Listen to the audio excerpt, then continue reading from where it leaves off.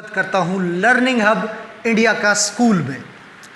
और आज हम बात करेंगे दुनिया के 10 बेहतरीन एजुकेशन सिस्टम के बारे में। शायद आपको लगता होगा कि दुनिया के बेहतरीन एजुकेशन सिस्टम में या तो यूएस से होगा या फिर यूके होगा। जी नहीं।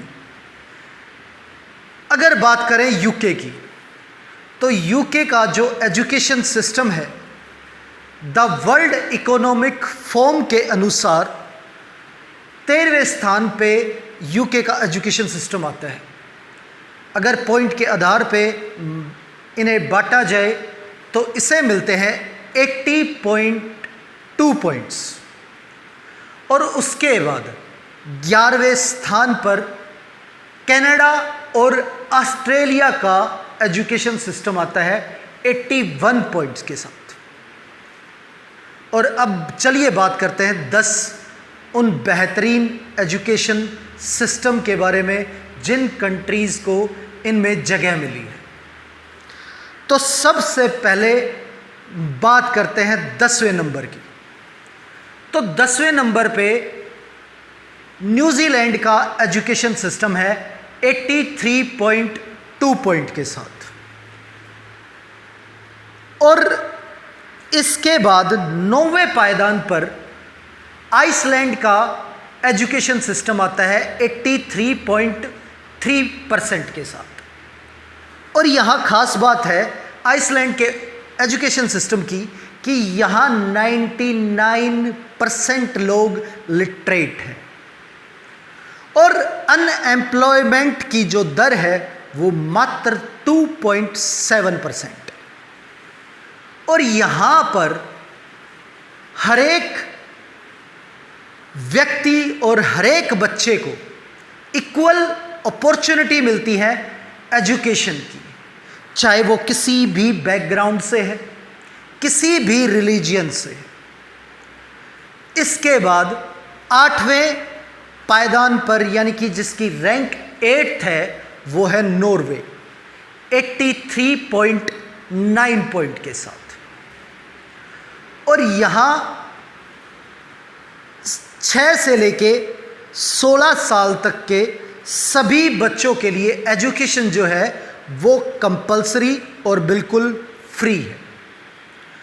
यहाँ पे नॉर्वे की जो 4th पोजीशन है वो टीचर और स्टूडेंट रेशियो में इसकी 4th पोजीशन आती है। अब इसके बाद बात करें नंबर 7 की, तो 7th पोजीशन जो है वो है स्वीडन की।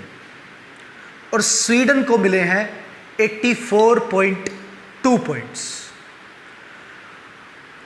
स्वीडन की खास बात यह है कि इसके एजुकेशन सिस्टम में कि डिजिटल स्किल में इसकी 1st पोजीशन है और क्रिटिकल थिंकिंग एंड टीचिंग में ये 6th पोजीशन पे आता है वर्ल्ड में। और यहाँ पे भी मतलब एजुकेशन पे बहुत ज़्यादा फोकस किया जाता है पर डिजिटल स्किल्स में।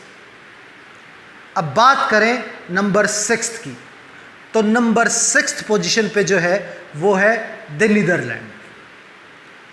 अब द नीदरलैंड 84.5 पॉइंट्स के साथ 6th पोजीशन पे आता है इन वर्ल्ड।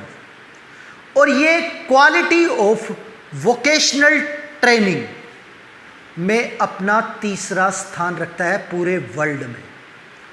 और डिजिटल स्किल में भी इसका 4th स्थान है। और यहाँ के स्कूलों की एक और ख़ास चीज़ आप समझ लीजिए, यहाँ के स्कूलों में ज़्यादा होमवर्क बिल्कुल नहीं दिया जाता। और ये हमारे भारतीयों के लिए बड़े ही खुशी की बात है कि हमें वहाँ से कुछ सीखना चाहिए कि सिर्फ ज़्यादा होमवर्क से ही, ठीक है, बच्चों को अच्छी एजुकेशन नहीं मिलती। इसके बाद 5th पोजीशन पे जो है वो बारी आती है डेनमार्क की।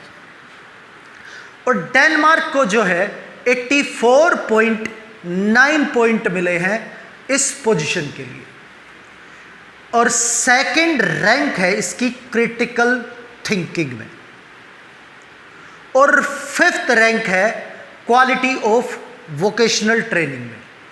यहाँ पे एजुकेशन जो है वो कंपलसरी है 15 से 16 साल के नीचे जो भी लोग हैं, बच्चे हैं, उन सभी के लिए।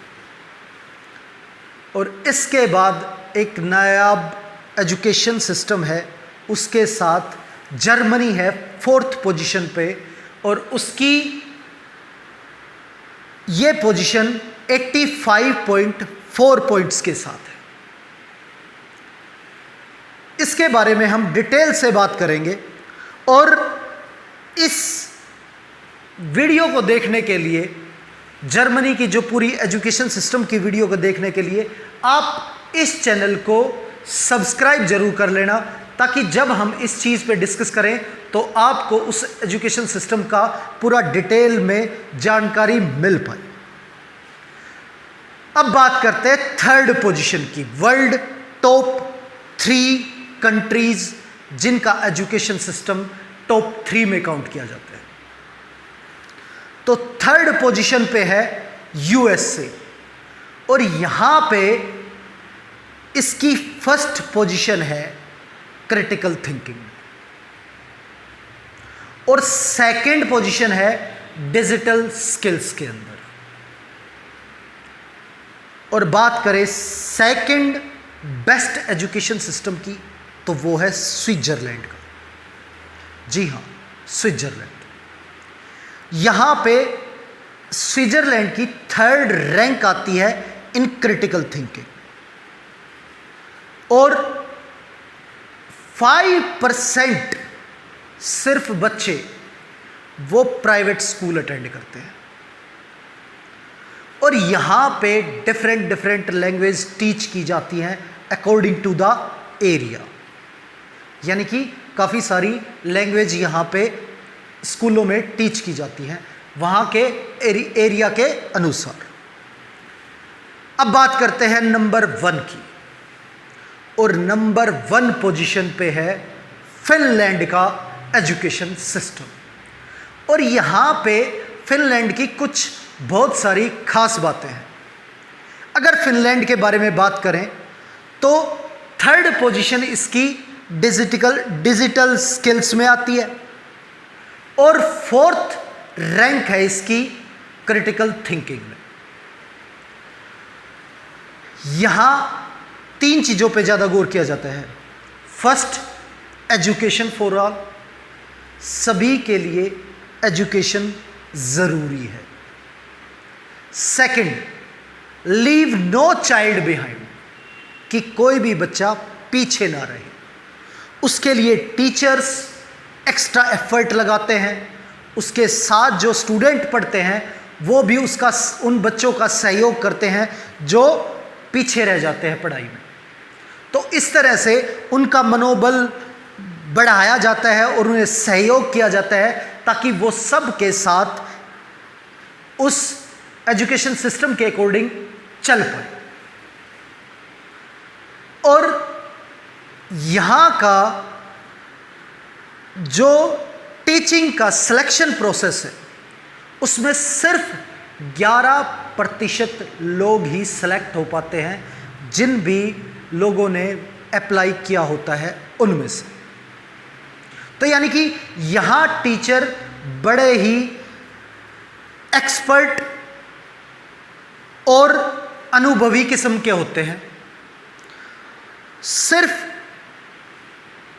यहाँ के एजुकेशन सिस्टम के अंदर टीचर को बहुत ज़्यादा सम्मान मिलता है।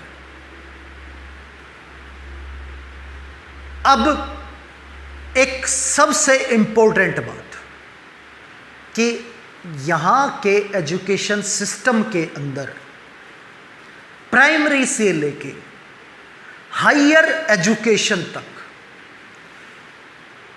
जो एजुकेशन है वो बिल्कुल फ्री है।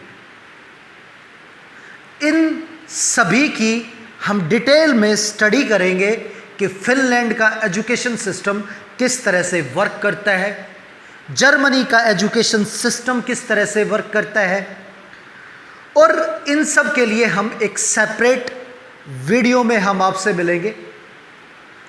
इसके लिए आप हमारे चैनल पे बने रहिए और हमारी इस तरह की एजुकेशनल वीडियो देखते रहिए। धन्यवाद।